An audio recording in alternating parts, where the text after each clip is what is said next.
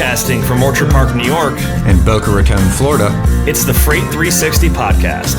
From freight broker sales tips to sports talk, this podcast is all about helping you grow as a freight broker.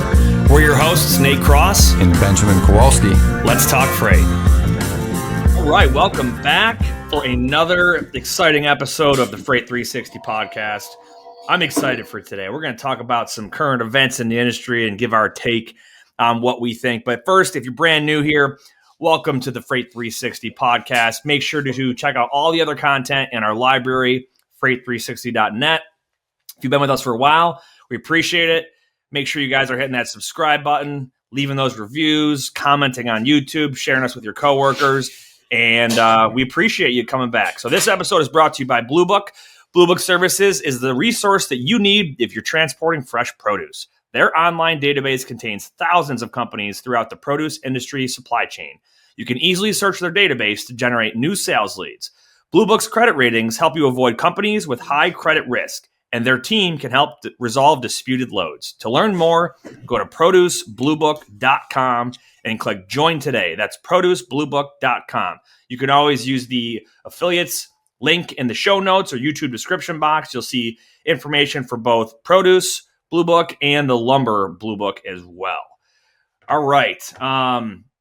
Sports. I've got a lot to talk about for sports. I'm not going to try to go on for too long, but we're officially in the new season of the NFL, and a lot of stuff happening around the league. So I don't know if you saw any of this. Aaron Rodgers going to the Jets. Let's see. I heard rumors of Tom Brady coming out of retirement again to go to the Dolphins. Heard that. You've got the Bills re-signed Jordan Poyer, Pro Bowl safety. So they got him. Restructured contracts with Stephon Diggs, Josh Allen, and I think a couple others to open up some cap space. So there's talk of a lot of big moves happening around the league. What else did I see? You see any other big ones?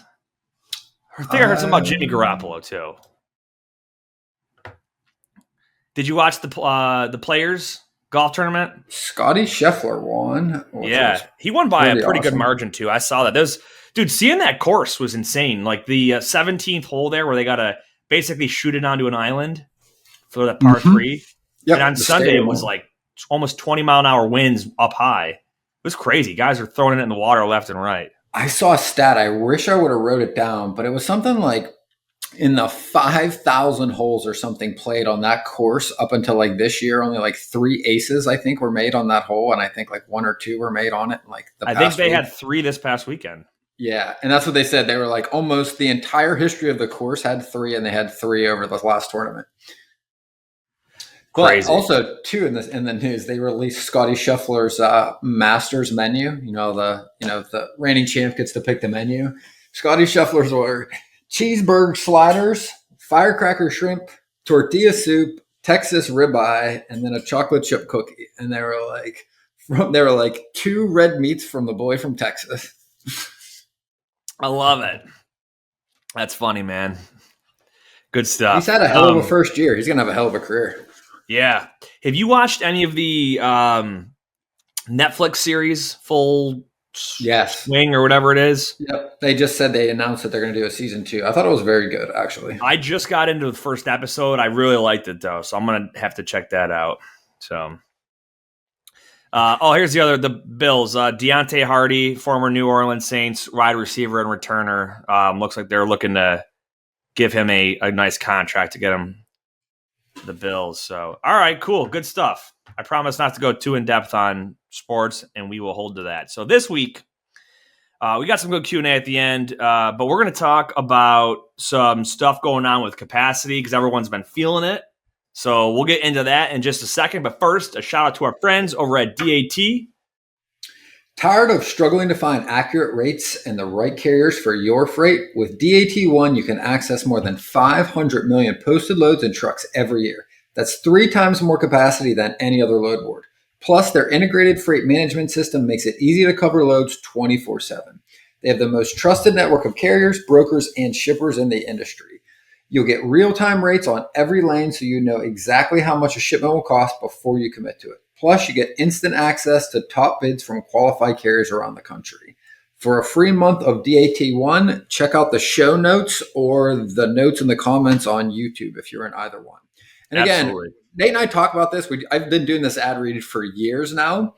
But anybody out there that is considering starting their brokerage, that is listening to our content, right?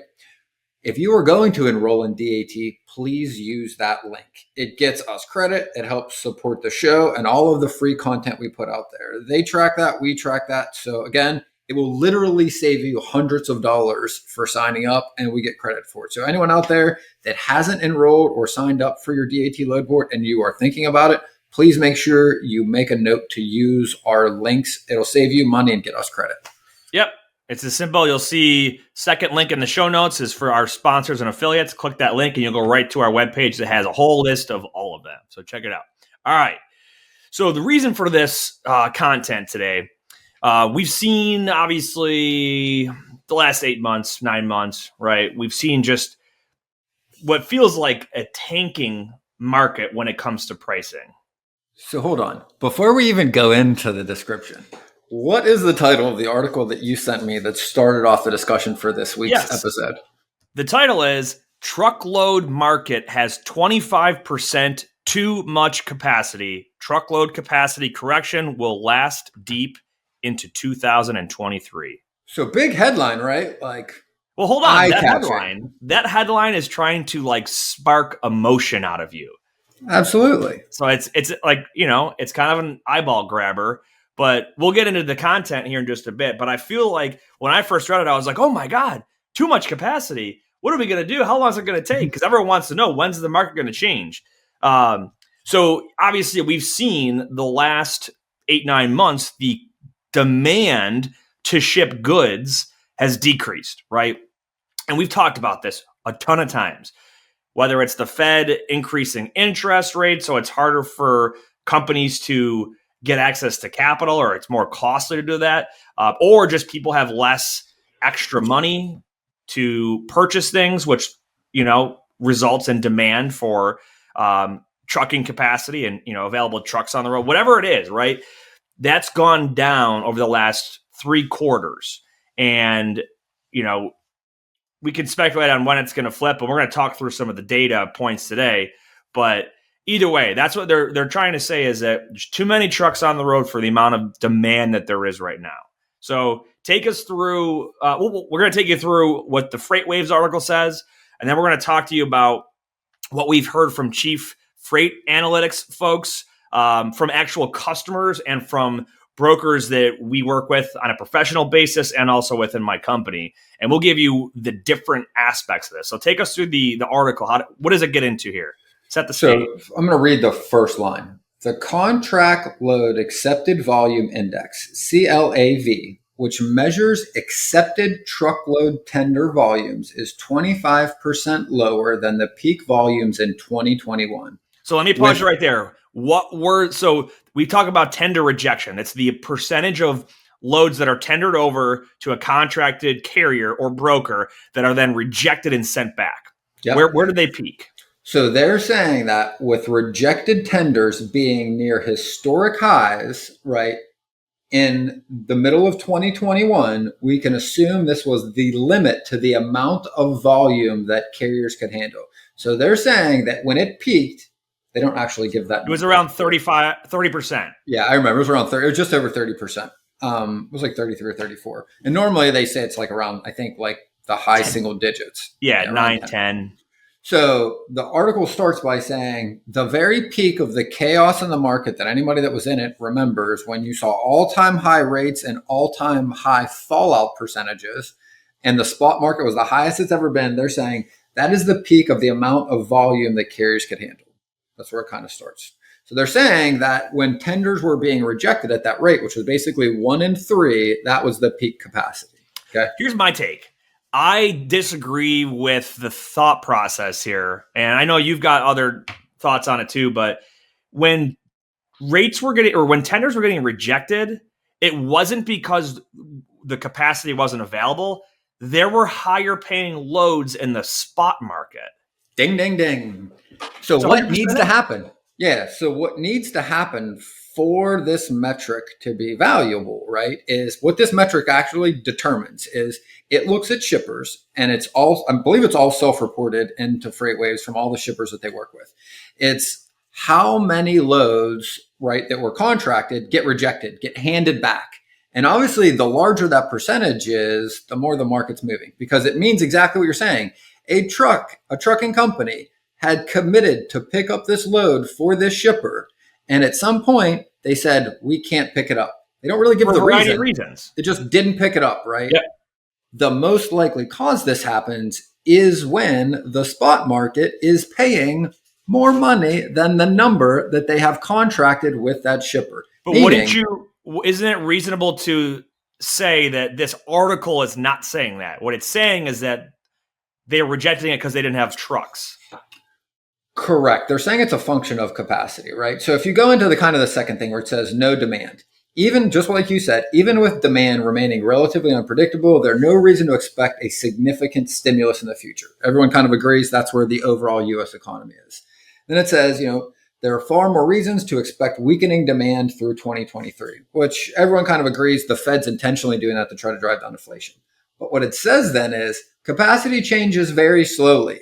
It says the supply side of trucking transportation market is very slow to move, historically only changing around 1% per month. And if we apply that rate forward, it would be 2025 before capacity and demand are in alignment again. I will challenge that. I think to increase demand, it is a lot more difficult than to shrink demand, right? Because it physically takes time to produce and acquire a Class 8 truck or a trailer. On the contrary, it takes the snap of a finger to shut down a trucking company because they don't have money. Well, that's the interesting thing. So at the end of this paragraph, it says, because of the lengthy and costly process to expand capacity, the decision to exit or park trucks is also extended. It says, this is a life-altering decision for owner-operators, and deliberation shouldn't be quick. From a large fleet perspective, it's potentially missing growth opportunities if it misjudges. So if it's a larger company, they're not going to go out of business because demand has gone down. They may park some trucks or sell them. They're saying that owners of trucks, though, are slower to sell them because it was slower to buy them, which is not true. Because guess what? If you can't pay your bills, that's why you close your business. It's not because, it took me 6 months to buy this truck. I'm going to be broke and not eat or pay my mortgage because it took me 6 months to start it. If you can't pay your bills, that's it. It's lights out. As soon as you don't have enough capital to put gas in your truck and pay for your food and everything else, you stop doing business, right? It's not slow to exit in that sense anyway. Yeah, I mean, so here's what's interesting is like they're focusing on the larger carriers that have big fleets, and the majority of trucks and trucking companies are not that type of carrier. But to their credit, if you're looking at tender rejection, those contracted lanes are typically being awarded to your bigger fleets. So that there is a correlation to that metric right there. I would argue to say that amount. There's a correlation. And again, like we could talk about it in a minute, but it's like, again, it's always a moving target, because even if you just look at one side, the capacity side, you have to know what's going on in the supply of freight for that to be equivalent. So that's why there's a graph, with supply and demand. It's where they meet that it really matters. But the other thing, and again, it does make the point at the end. It says capacity does not have to contract completely for rates to rise. Consumption and demand don't always have the same constraints. And the reality is that truckload demand flexes up and down 5% regularly from month to month, even before COVID. Now, again, though, they go back to the tender rejection with the CLAV increasing by 48% during the beginning of the lockdown period. But again, they're not comparing the same things. And we can talk a little bit about why and what some of the other opinions are on this, but do you want to go through? Well, yeah. So let me try to, let's try to analyze the argument. The argument of the article is that at the peak, let's say if tender rejection was at a peak at 20 or 35%, and they're saying that's the max capacity for the market. Yes. And we're right now at like 3 to 5, right? They're saying that there's that gap of 25 to 30% that we need to reduce capacity to get us back to that equilibrium, right? To get us back to where capacity was in the most inefficient time of our supply chain.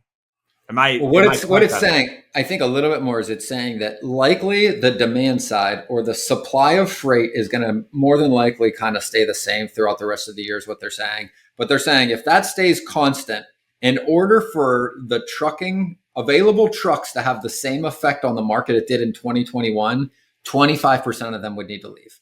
So basically, right, if the supply of freight doesn't change in all of this year, you would need 25% of the trucks in the market right now to go bankrupt, is what it's saying. To hit your equilibrium. Yeah, right? But here's the thing. It doesn't hit equilibrium. No, they're saying that's the whole point. The article is saying to get it back to where it was in 21. But who the hell would ever want to go back to 2021 because it was a shit show. And that's what caused the inflation that the Fed's fighting right now. At least it was a good portion of it. There's the cost of shipping, the cost of getting a container into the United States. All of that was driving inflation. So nobody wants to go back there. And to argue that 25% of the capacity needs to leave to get us back in a shitty position for the country. I mean, granted, it was good for brokers and carriers, but that only lasts a short amount of time before it would have decimated the entire U.S. economy. You can't have costs that high indefinitely. It would be disastrous. Yeah, that's interesting. I mean, we talked with Dean from DAT just about a month or so ago, and he seemed to think that the soft bottom was going to be Q2, and we should see a different Q3 and 4 this year, which would kind of be turning us back in the other direction, which is contrary to this article's calculation of 2025. They're saying 2025 because they're looking at 1% per month. So 25% takes 25 months. That puts you in the spring of 2025. That's what this article is arguing. And I don't disagree that demand is likely not going to change a whole lot, barring any outrageous, unpredicted event. Like, we didn't think COVID was going to happen, but barring like any drastic changes in our political climate or our international relations or wars, just if interest rates just dropped out of nowhere because the Fed decided they wanted to drop them 5 points or whatever. I think that I'm on board with the fact that capacity, I would expect demand to stay relatively in the same ballpark of where it's at now. I do not think that capacity is going to drop 1% per month for the next 25 months. Well, here's the thing. If demand increases and we're spending more on goods than we are now, we're in a very bad place for the economy. So that being said, like the Fed is doing everything they can to slow down spending intentionally to drive inflation down. That's intentional. So like, we'll just hold that as it's going to be true because there's nothing else we can really say. Can't predict the future anyway. So to your point, right, or to the capacity side, I'm gonna cite literally what we were talking about. I talked to Dean about this too yesterday about this, and he's like, at most, his thought is 3 to 4% too much capacity, but we're still losing interstate capacity, albeit at a decreasing rate. And then he sent me over a chart, which is the total addressable market monthly changes. Basically, what he's been doing, and I don't know if this is out yet, but he's been sending it to us, is the total addressable market is really the FMCSA from Volpe for interstate carriers plus interstate for California and Texas. And he takes all of the trucks entered and all of the trucks that exit and then nets them out. So he's looking at, so to add capacity, it's a new applicant or a reapplicant? Both. There's a net. And to decrease would be someone exiting. And then that net difference tells us if we're increasing or decreasing capacity. Exactly. Because every month in a good or a bad market, more people start companies and people leave companies. So if you look at mid-March as of right now, it shows it's very small. 2798 entered, 2311 left for net departures of 5432. Net change 323. No, he's got new 2798. Oh, there we go. Plus re-entry of 2311 minus departures of 5432 gives you a net daily change of 323 going down. So we're losing 300. Is that 320? 3 trucks per day on average for March? Yeah, per daily. That? Yeah, and that's what he said. We need to basically wait to see what the end of March to see if we're in either A, the tide has churned, or we're continuing to bottom out and bounce around at losing about 2,000 carriers a month, which is where we were for February. We lost about 2,000 carriers in February. Okay. Leading up to it.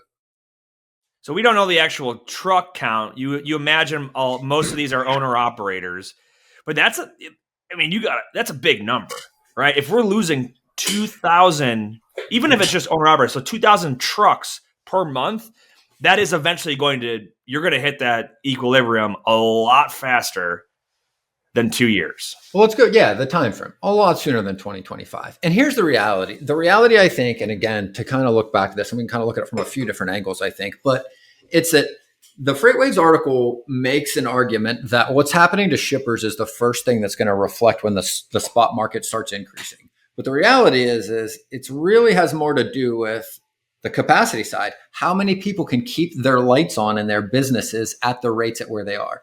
Because at a certain point, the rates will go too low and too many companies go out of business, then the shippers don't have any leverage. You can say what you want about what brokers or shippers want to do, but at the end of the day, if people can't afford to do business by moving your freight at a certain cost, they won't move it for that anymore. Nobody will. And there's always this argument, right, of carriers versus brokers or versus shippers or who's doing what. The reality is the only reason the rates are what they are is because carriers are still willing to run freight for that amount of money. If they stop, it won't move. It won't move. Yes. You hear carriers all the time say, "Oh, brokers are screwing us, shippers are screwing us." At the end of the day, if you're playing in a sports league and there's allowed to be 10 people on the field at once and there's 50 of you on the team, you can't all play all the time. And when that 51st person comes in there, it's even longer you have to wait to play on the field. Eventually, people start quitting the team, and you get a good team size where everyone gets fair playing time. Here's an interesting comment that came from that article. One of the commenters said, what the FMCSA should do is control how many new authorities they give out per year and not just give them out as they please, or give new applications based on how many exits or revocations there are that year, or have a waiting period of about a year after you take training or obtain additional certification on general knowledge, CDL, and transportation before getting an authority. I disagree. I don't think government regulation and tightening that down is the answer. I think naturally, like my analogy of the sports team, certain carriers are going to exit the industry because they're either not getting enough freight or it's not paying enough or both, and it's not worth it for them to pursue this business. That's my take. Yeah, it's free market, right? I mean, that's what the United States is founded on, first of all. But second of all, I'll just throw out a random scenario. And who could imagine if this would have happened? Imagine if we had a pandemic and all of the supply chain shut down and then they all started up again. I mean, I know it'd be crazy if that happened, but imagine if that happened all over the world, right? You know what would happen if the government was regulating the amount of capacity? Is the shippers waiting for capacity would have to wait for the federal government to change the regulation to increase capacity so that people could buy more trucks and go and fill the need for it. So while you're waiting for that to happen, not only did the shippers, like they did in 2021, have a very difficult time finding any capacity, and rates went through the roof, causing massive inflation, but it would have taken longer. Because now you need the federal government to intervene and to now change a regulation and how they monitor how many people can enter a business and leave a business. And the reality is why that won't ever work is because the demand side, the whole other side of this equation, the one that matters every bit as much and probably more than trucking company owners, is all the shit we need in this country has got to be delivered on a truck. All the food we eat, all the services we go and do, everything goes on a truck. And if somebody can't pick that up, our country shuts down. Now imagine if shippers can't get a truck to come pick up their freight because the federal government just said, we don't think the number should be bigger than it is right now. It would be asinine. And it would have, 2021, that peak would have lasted for years and we would still be trying to dig our way out of it. The reality is a market up has to come back down, right? And if it's down, it's got to come back up. It moves back and forth. And if you halt that in any way, it makes the market less efficient. And a less efficient market costs everybody more money. Yeah, one of the other comments in here I got a giggle out of said mega carriers and brokers are just being greedy pigs, and that's not true. Yes, there's always wouldn't even work that way. Like nobody has pricing. That's the other thing about this, about our whole industry that I've always found comical. Nobody does. And it's an interesting thing because in transportation, we're like one of the only industries, at least that I know of, where like a small business can actually go compete with the biggest people on pricing, right? Like you can actually go save up money, buy a truck and compete with the largest carrier, not apples to apples, but close enough that you can compete. And the other interesting thing is in every other industry, the biggest players get such cheaper costs by being big that they just drown out everybody else. That can't happen in transportation because it doesn't help you. It almost goes the opposite way. When you become a large fleet, you typically have a thinner margin because you have more overhead. You've got administration, you've got more management, more facilities and things like that. Costs. Just think of it like that. You have more fixed costs, which means you have a big debt number you've got to pay off every month, whether it's the shareholders or the debt you've borrowed for that company. And the demand is changing constantly, right? That's the difficult part. Yeah. So they make a lower margin, bottom line, if they're operating the same way as a small owner-operator or a small fleet. Difference being they try to out earn that smaller margin with a higher volume of sales. Yes. So either one, but you're right. You can absolutely compete whether you're the big one or the small one with very, very limited barriers there. At the end of the day, supply and demand is what drives all of this. Yes. When freight gets so cheap that it's not profitable, trucks will leave the industry. If capacity gets so tight that shippers have a hard time finding a truck, they will pay more money and rates will go up and people will come back into the market. That is exactly how this works. And it happens cyclical all the time. Every 18, 24 months on average, we see this. Well, and by the way, the federal government used to regulate our industry prior to I think 1983. And guess what? Yep. Surprisingly, costs were more expensive for everybody. It was not as efficient. And guess what? So were the airlines. And you know what? The average ticket price was way higher, service was way lower, and airplanes were way less full. It's not efficient. The difference in free market, it's a trade-off, right? You're going to have typically lower prices and higher competition. The downside, and this is just reality of business, is that you're going to have winners and losers instead of everyone winning and us all paying more money. But that's free market. That's the country and the world that we live in. I don't want to go really off on that we live in. I don't really want to go off on a big tangent, but there's a funny story. In the 1970s, during the Cold War, Russia sent somebody over to the U.S. And the story goes where like they came over and basically said, "Who is your bread czar?" And I forget. The president at the time, or like, the people that were meeting with him, were like, "Well, what do you mean the bread czar?" They're like, "We can't seem to predict how much bread to get to any of the places in Russia. There's just always lines. We never really have enough, and we can't efficiently distribute it effectively. Like there's just constant cost issues, and we can't get it there." And in the U.S., like we kind of thought that was comical because like there is nobody overseeing who gets bread. Like it's this is during communist. Russia, communist Russia during the 70s, right? And you have capitalist US, and they literally couldn't figure this out. And it's the same thing. Like governments are not good at predicting demands of large populations. You can't because you don't know what the future holds. Like during the pandemic, what we buy were more goods than services like before. There's just no way to tell the future. The free market is the most effective way to not be able to know the future, but allow the future to determine the next thing that happens, right? Yeah. And when you try to have a government do it, it just never works. That's why they always said like communism was great in theory, but in practice, it's like absolute garbage because you can't do that. Like it would only work if you knew the future or if demand never changed. I remember I had a high school teacher in 10th grade telling me that the Communist Manifesto was a genius idea in theory, but with human involvement, it's never able to be applied in a true fashion without it failing. So. Interesting. So let me ask you this. So where do you think we are? Do you think we're closer to 3% needing to lose capacity? Do you think we're closer to the 25% cited in FreightWaves? Man, I'm not smart enough when it comes to that to give a bold prediction. I would tell you that I would lean more towards Dean's suggestion because he's a guy that's literally his job is to be buried in the numbers. I understand the point that the FreightWaves article makes. And I think that it comes across as not what is reality and not where we actually want to be. I'm gonna go more with Dean's. I'm gonna lean towards him on this and say that I think if we continue to lose about 2,000 a month, I think within 45 to 60 days, this thing is flipped around and it's going in the other direction.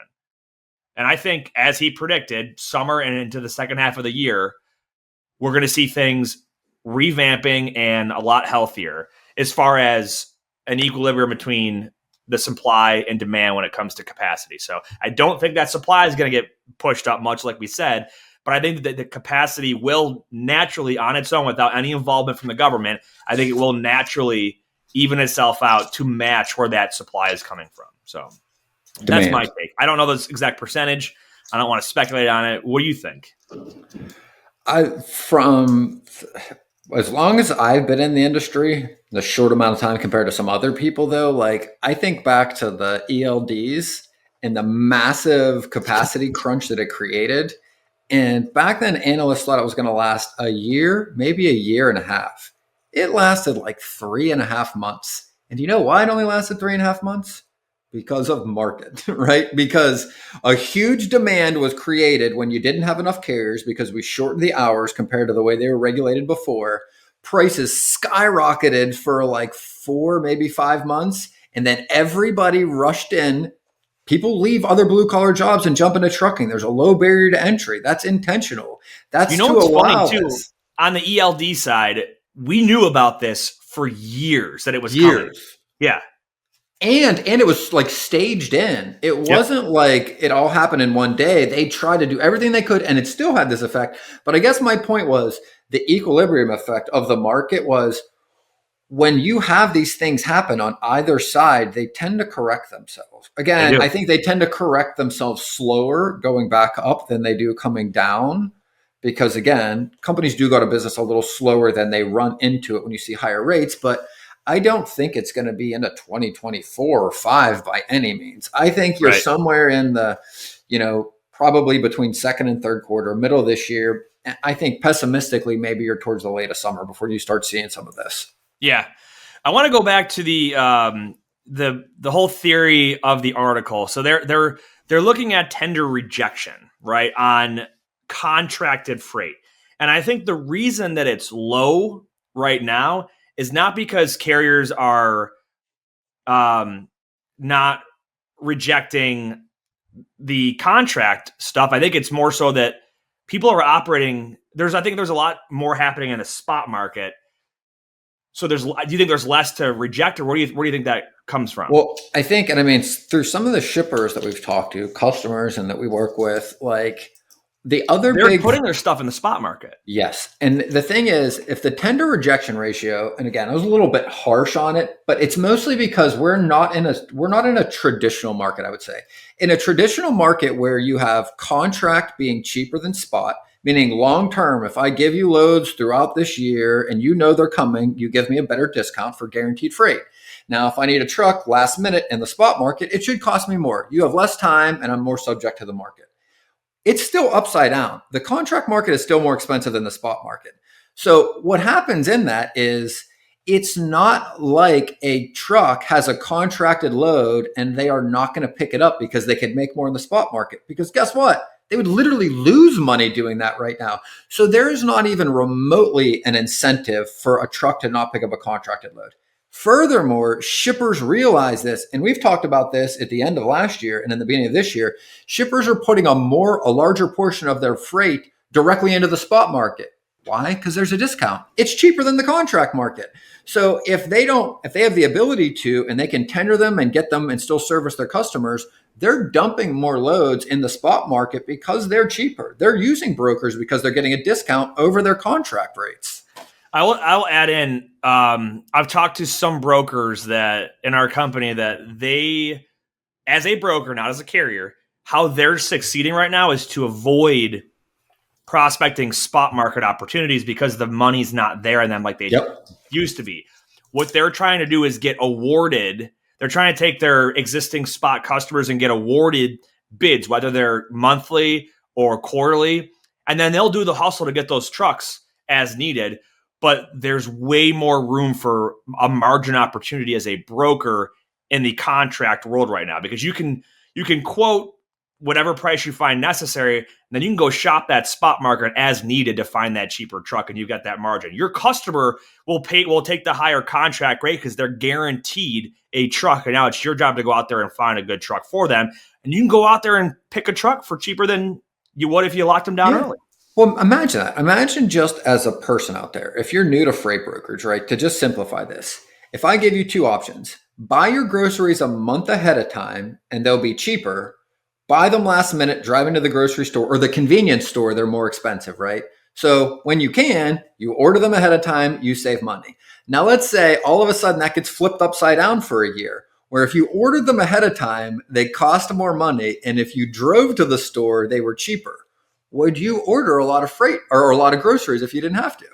No. Right. Well, here's another. I'll give you the same example. We all have Amazon, right? You ever see those subscribe and saves? You'll save 5 or 10% if you do a monthly subscription. Imagine if it was backwards, right? Imagine if Amazon's like, hey, this costs you $10 if you want it right now.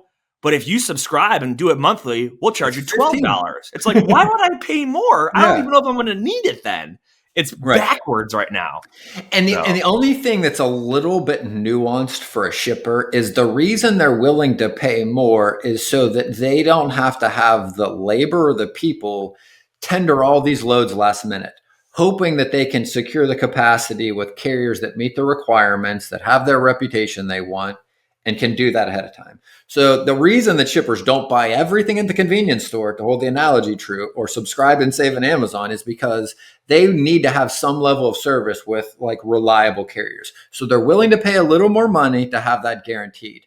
But the only reason that is still happening is because they started doing that during the shit show in the middle of 2021 that article said is what we should get back to. That's the reason why the contract rate went above the spot in the first place, because it was so expensive at the time. They went, I'll pay you above our normal contract rate just to guarantee me capacity. And that's still hold it over and hasn't played itself all the way out, which is a main reason why the spot market hasn't jumped back up yet. That's exactly right. Well, let's have high hopes and positive vibes about a market that looks a little bit different later this year. So everybody can be happier. We can all complain about something else because there's always something to complain about. So, always. All right. We got some good Q&A questions here. But again, another one of the sponsors of the show is Lean Solutions Group. If you're looking to take your freight brokerage or agency to the next level, look no further than Lean Solutions Group. They are industry leaders in nearshore staffing for logistics companies with offices located in South America, Mexico, and the Philippines. They offer a wide range of exciting positions, including freight broker back office operations, accounting, tech and web development, business development, marketing, customer service, and more. Don't miss out on the opportunity to work with the best in the business. Visit their website at www.leangroup.com to learn more about the exciting solutions they have to offer your freight brokerage or agency. Man, they're growing. It's crazy. Even in the way the economy's been, I feel like a lot of people have really found a great way to leverage that nearshore or offshore outsourced, that model, because it's more, you get reliable, consistent talent. They're already trained up, and I mean the reality is it's more cost effective too. So good stuff. All right, Q&A. This is interesting. I like this one. Why do shippers use lumpers? Wouldn't it be more cost effective to do the work in house? Okay. It's a good topic. So if you don't know what a lumper is, what's that?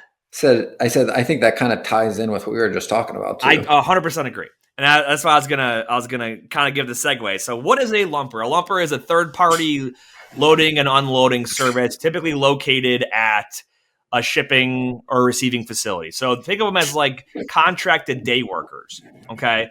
Yep. If you were to hire your own, so the question's asking like, why are they hiring a third party? There's obviously a margin made there from that company. Why not just hire the people yourselves?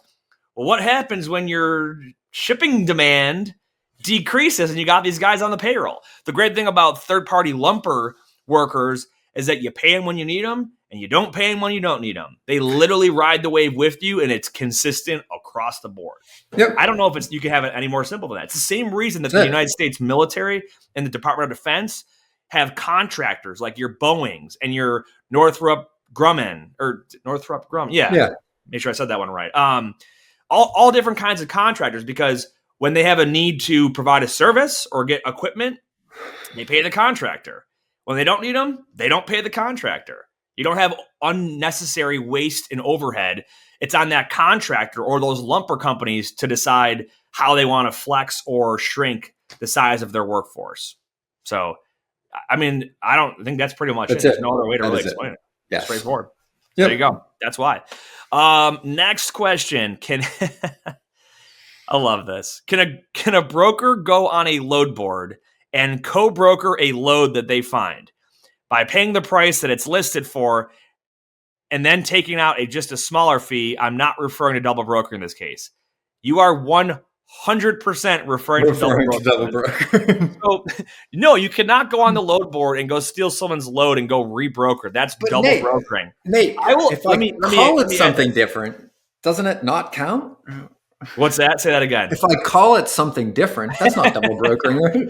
Dude, I talked to a guy this week, and he worked for I think it was an agency of Landstar that was based in the US, but him and his team were in an office I think it was in Ukraine, and he was like one of 20 people, and he's explaining to me, he's like, I don't have any I don't have any direct shippers. I need some help with that.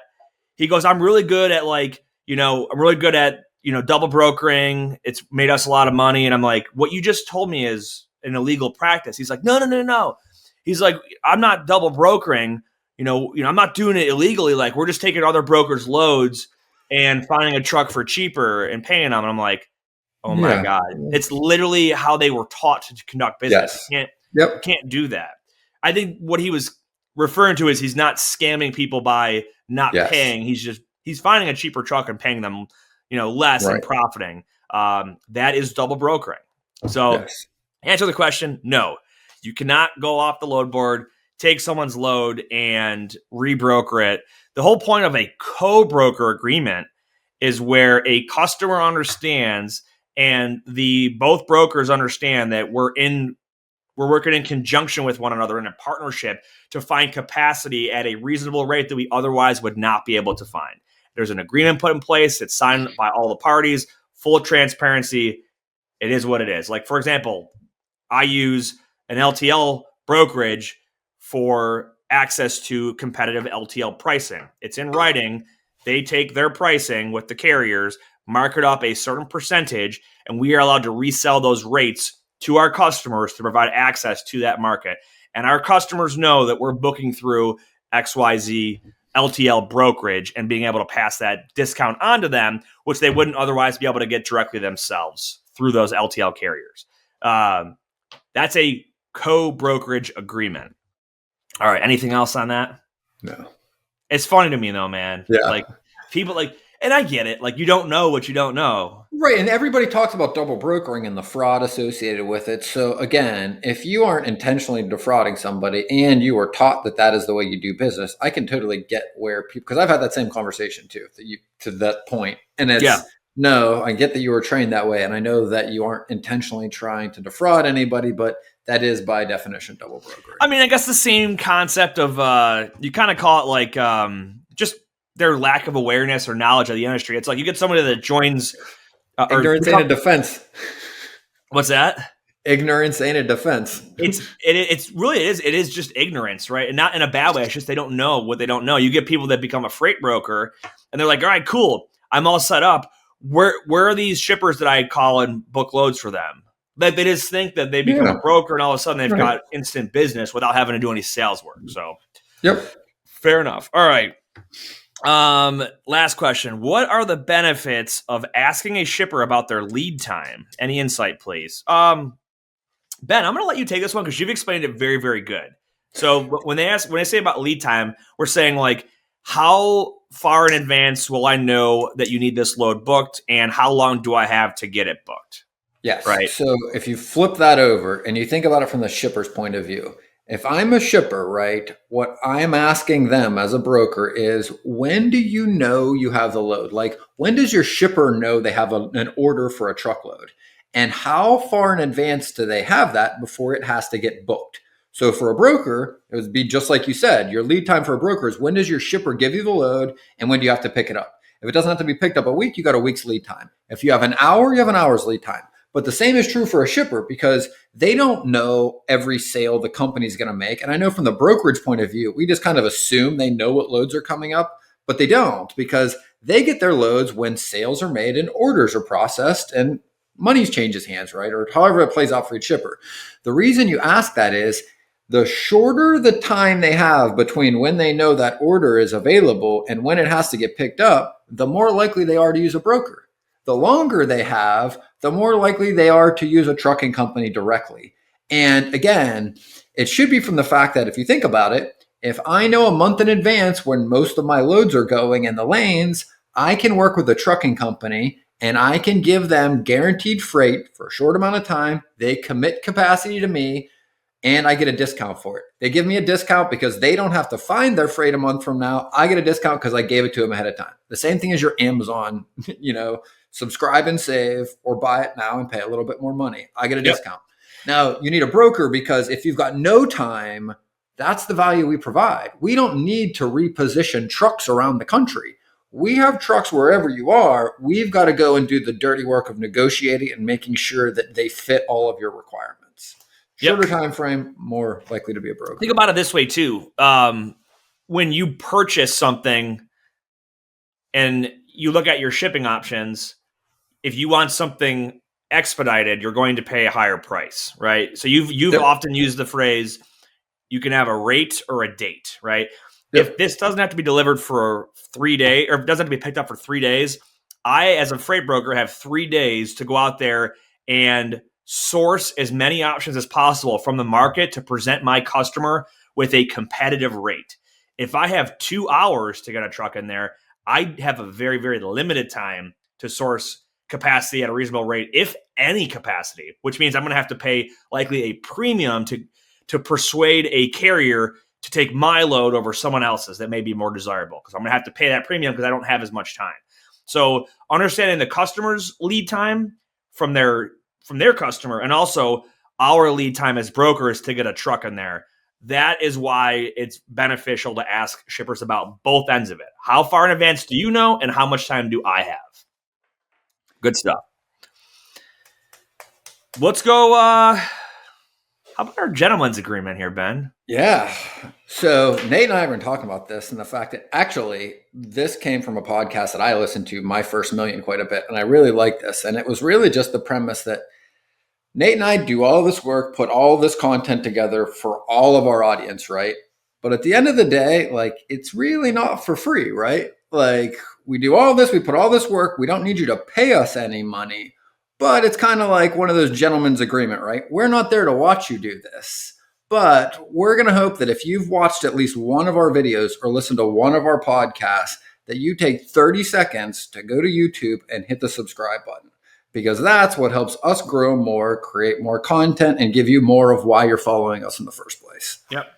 And that's subscribing through your podcast app, whether it's Apple or Spotify. Those will get you instant downloads as soon as they come out Friday at midnight. Leave a comment on YouTube as well. The comments help our videos rank higher, and the amount of people that view our videos that are not subscribers or it's recommended to them, it's a big chunk. So the more we can expose our content to the audience out there that doesn't know of us yet, right? That's going to help us share the good word with everyone else out there and keep doing all this content for you guys. So absolutely. Yeah. And on the other part too, is I'll go back to the DAT thing. If you are signing up for DAT, if you are going to get a Blue Book account, if you are going to go to Lean Solutions Group, make sure you're using a link from us, or that you're letting them know that you came from Freight 360. It helps our partnership, and helps your boys out here too. So we appreciate it. I have no intent of stopping this podcast anytime soon. The content is the content, but we can deliver it in a variety of different ways for whatever's going on in the world and the market. So good stuff. Coming up in next month, I'm excited for this. We're going to have an episode on lumber. Yes. That'll be cool. We'll be doing that one together in person down in Florida. So I'm looking forward to get some nice next week. No, I got about 2 weeks. Actually, yeah, 2 weeks from today, I'm heading out. So be staying down there with the family for almost 3 weeks. It's convenient having family in Florida. So Oh yeah, man, it's gonna be nice to see you. yeah, absolutely. So good stuff. Looking forward to it. Any final thoughts, Ben? 2, if you're looking for a new home for your agency or your book of business, reach out to me at Business to Business Logistics. You can reach out to us at info@Freight360 or Nate directly over at Pierce Worldwide. And whether you believe you can or believe you can't, you're right. And until next time, go build. That wraps up this episode of Freight 360. Check out the show notes for links to anything that we've referenced on this episode. And make sure to visit us online at freight360.net to see our entire library of episodes, videos, blogs, and more. And make sure to check us out on Facebook and subscribe to our YouTube channel for daily and weekly tips and content. And if you'd like your question answered on the show, fill out the Contact Us form on our site, and we'll see you next week.